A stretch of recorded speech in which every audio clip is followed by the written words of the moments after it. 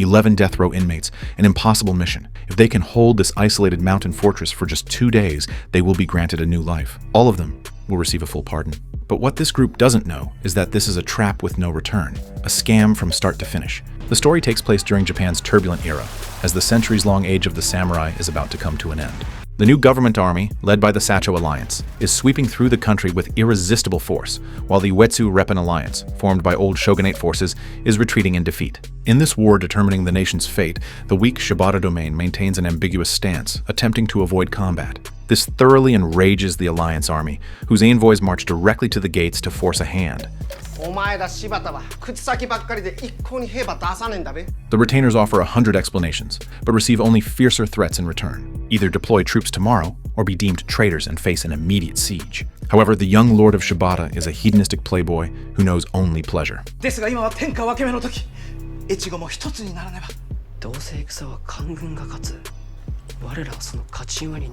Facing a dilemma, the powerful retainer Takumi Mizuguchi hatches a plan. He needs pawns that can be discarded at any moment. Thus, the 11 most vicious death row inmates in the dungeon are brought to the execution grounds. Leading them is a man named Masa, who committed a bloody crime. But how was he reduced to a homicidal maniac? Time rewinds to a few days prior. Masa's wife, Sada, was publicly humiliated by a group of samurai at the port. The ringleader was none other than the domain's notorious samurai, Zenemon Sengoku. Learning of this, Masa was consumed by rage. He intercepted Zenemon Sengoku on a bridge as he returned from his debauchery. He dragged Zenemon Sengoku into the water, stabbing him again and again, venting his endless fury. The price of revenge was becoming a prisoner, awaiting death. Sada chased the prisoner cart crying, only to watch helplessly as her beloved was taken to the execution grounds. She was ruthlessly pushed to the ground by guards, heartbroken.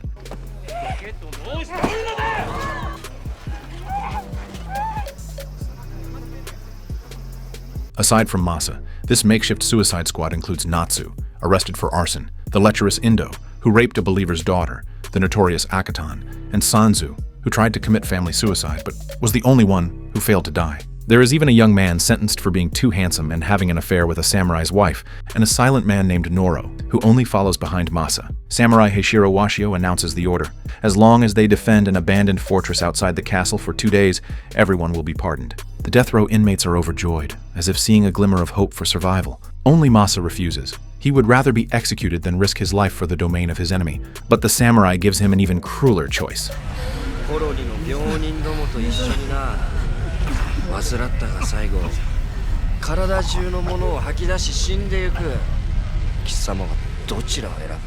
Thus, this suicide squad of 10 male prisoners, 1 female prisoner, and 3 samurai sets foot on the road to death toward the fortress.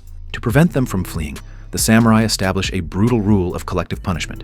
If one escapes, all are executed. The fragile trust among these villains is built on a chain of mutual surveillance from the very start. They arrive at a dilapidated wooden fort, long abandoned, connected to the outside world by only a single suspension bridge. Samurai Kazuma Irie details the mission. Simply find a way to block the Imperial army at the bridge and stall for 2 days to complete the task. Once the crisis at the castle is averted, the domain will light wolf smoke as a signal to retreat. However, just as everyone settles down to enjoy a long-awaited full meal, an accident occurs. It turns out another prisoner sneakily slipped away under the cover of night. To preserve their chance for pardon, the group immediately chases after him.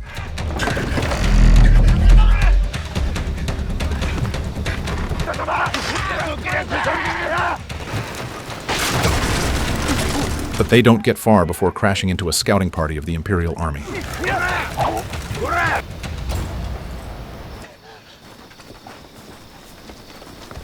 Both sides meet on a narrow path in the dark, and a chaotic battle erupts instantly. The Imperial general thought he was just there to negotiate, never expecting to face a bunch of reckless madmen. Masa fights like a demon possessed, his moves ruthless and fatal.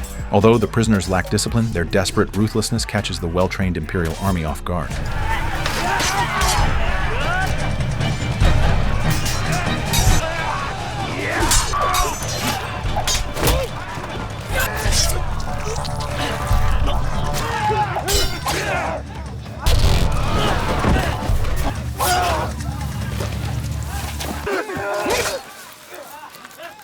Akatan and Indo take advantage of the chaos to loot corpses, while even the samurai Heishiro Washio is severely wounded in the confusion.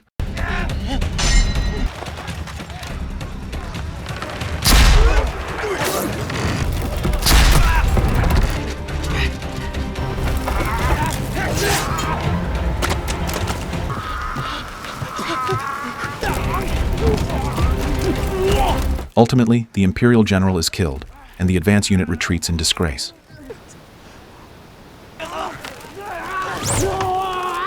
The Suicide Squad wins their first battle.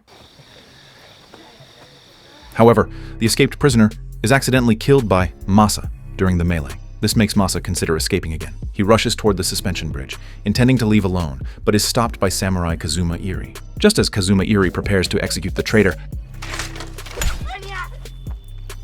Kazuma Irie, looking at Noro risking his life to save another, ultimately softens his heart. On the other side, the Imperial forces fleeing back to the main camp report the situation to Commander Yamagata. Yamagata realizes that this seemingly insignificant fortress is the key to conquering Shibata and cutting off the Alliance's supply line. He decides to take the fortress at any cost. The next day, the death row inmates eat rice balls, but the atmosphere is oppressively heavy. Masa still refuses to eat until words from Natsu wake him up. To return alive to his wife, Masa finally eats the rice ball. At this time, Natsu also reveals Noro's background. He was once a fireworks apprentice. An accident killed his master, leaving Noro mentally impaired and abused by his relatives.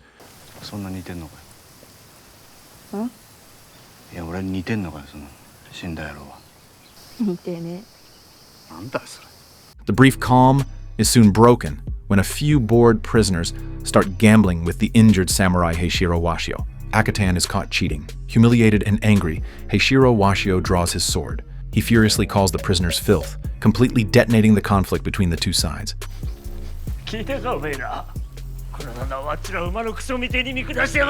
The prisoners mock him as a coward who doesn't even dare kill the Imperial soldiers. Just as the enraged Heishiro Washio is about to start a slaughter, Kazuma Iri stops him in time. Meanwhile, from the lookout on the mountain peak, Kazuma Iri sees something shocking in the distant valley through his telescope. A group of people is secretly digging for something. It seems to be the legendary gold mine. And inside Shibata Castle, Takumi Mizuguchi continues to entertain the Alliance envoys with wine and women, delaying their meeting with the Lord. The envoys grow suspicious and insist on seeing the Lord in person, or they will not deploy troops. Meanwhile, Kazuma Iri's fiancée, Kana, has contracted cholera due to her worry. Inside and outside the castle, everyone is swept into this massive vortex. Yet on the distant peak, the wolf smoke signaling hope remains unlit. Can they survive these 2 days? Does pardon or death await them?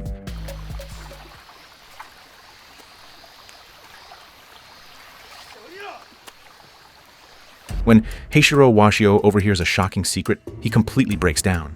It turns out that these conscripted samurai are expected to eat and sleep alongside death row inmates, an ultimate insult to the spirit of Bushido.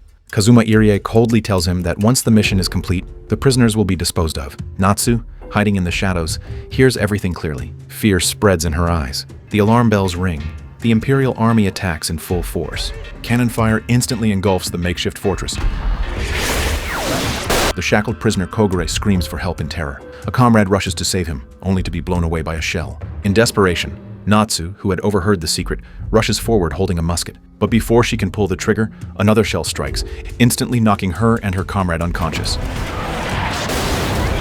Blood stains the earth. The cruelty of war throws everyone into chaos. The samurai are divided. Some advocate retreat, but Kazuma Iri scolds them for cowardice, insisting on using the prisoners to fight. But soon, he realizes a head-on confrontation offers no chance of victory. So he devises a cunning plan. They pretend to open the gates, creating the illusion of abandoning the castle to lure the Imperial commander and his main force into a pursuit. When the Imperial army steps onto the Seoul suspension bridge, the lying-in-wait Suicide Squad detonates explosives. Caught off guard, the Imperial army suffers heavy losses amidst the thick fog and explosions. The prisoners of the Suicide Squad move through the mist like ghosts, harvesting enemy lives.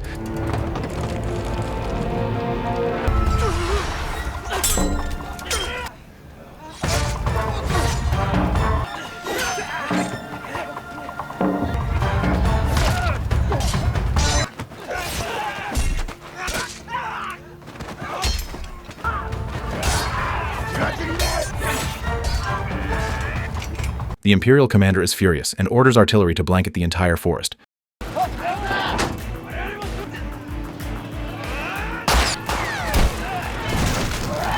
The prisoners can only return fire with crude muskets and homemade bombs. The artillery is merciless. The watchtower is destroyed, and comrades fall one by one.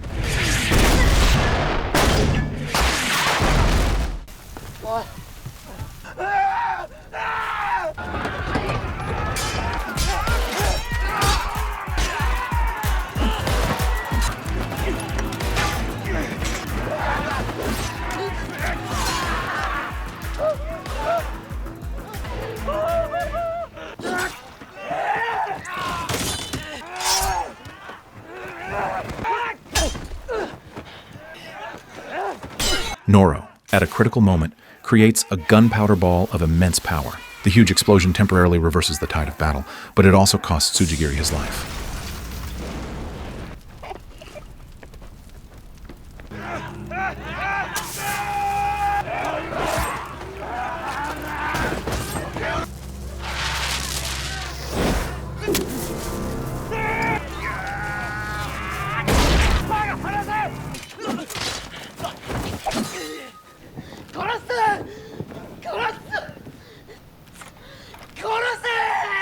Night falls. The survivors gather, and someone suggests drinking to celebrate, but a single sentence punctures the harsh reality. The Imperial army hasn't retreated, the shadow of death still looms. Just then, the ever-silent Natsu suddenly lashes out.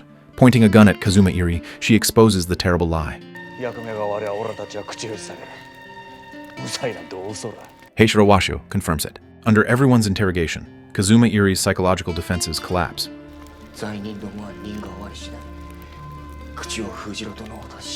The prisoners are instantly enraged. They fought to the death only to earn a fate of being silenced. However, an even greater reversal lies ahead. It turns out the Shibata domain they pledged loyalty to never intended to resist the Imperial army. This so-called defense was merely a play put on by the Lord to curry favor with the Imperial army. And they, the 11 so-called Suicide Squad members, were just pawns to buy time. Having killed Imperial soldiers, they have become the perfect sacrificial offering for the Shibata domain's surrender. Under this double betrayal, the conflict between prisoners and samurai explodes completely. Heishiro Washio even shouts out the most inhumane remark.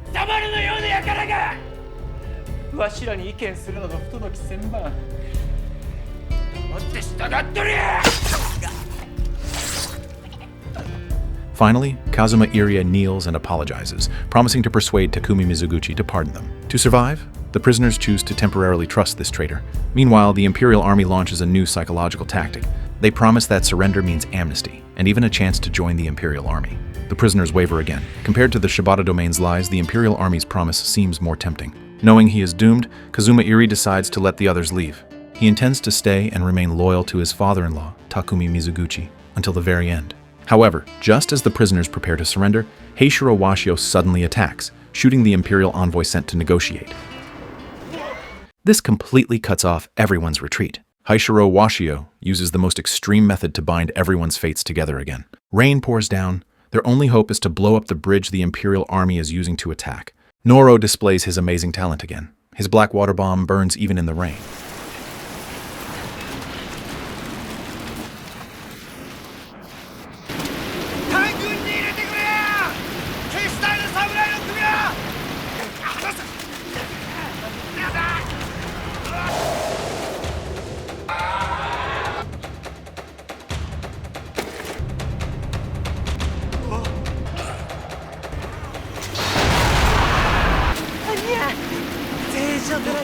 But the task of lighting the fuse becomes an insurmountable obstacle. In the desperate situation where sparks are doused by rain, another comrade chooses to use his own body as tinder to light the fuse.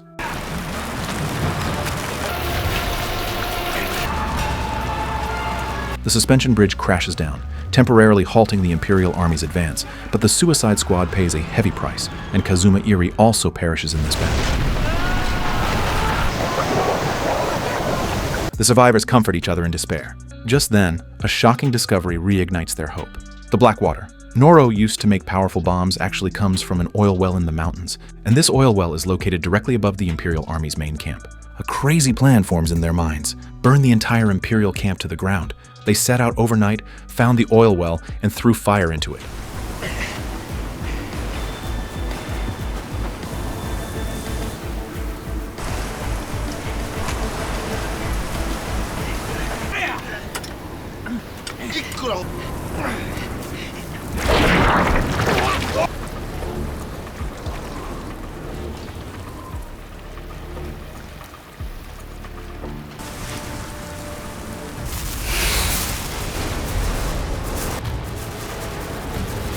Towering flames instantly swallow everything. The Imperial camp turns into a sea of fire.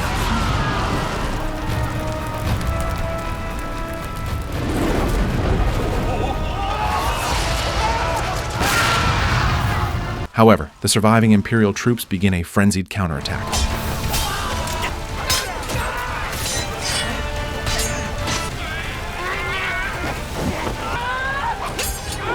On the escape route, comrades sacrifice themselves one after another.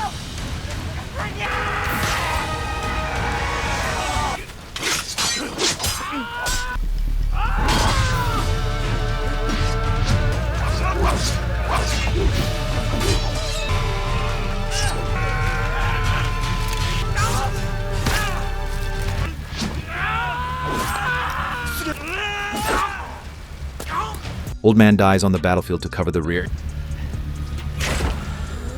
They escape back to the final fortress, thinking they can finally catch their breath. Waiting for them, however, are the butcher knives long prepared by the Shibata domain. They wave flags, shouting that they are allies, only to be met with ruthless gunfire. The last survivors are backed into a corner. Heishiro Washio, the man who once despised prisoners the most, chooses to stand with them at the final moment.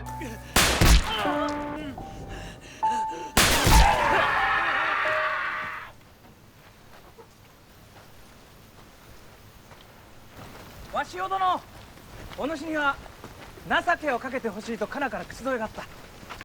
安心せえ。貴様のような卑怯者を許すわけにはいかねえろ。従えんと申すか。なら罪人ども同様処分するまで。構わねえ。わしはゾクラ11人目のな。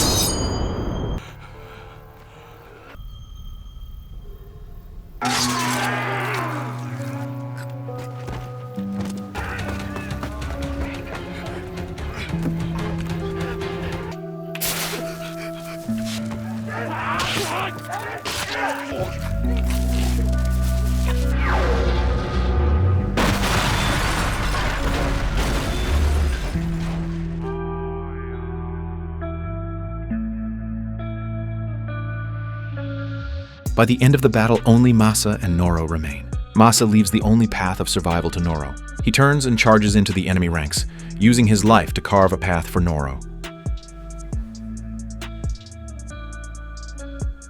Noro escapes with his life, but his world has collapsed. In the end, the Lord of Shibata presents the heads of the Suicide Squad members to the Imperial army, successfully preserving his castle and his people. The common people cheer, rejoicing that the war did not touch them. But as for those 11 thieves who were used, abandoned, and forgotten, who will remember their names and their backbone?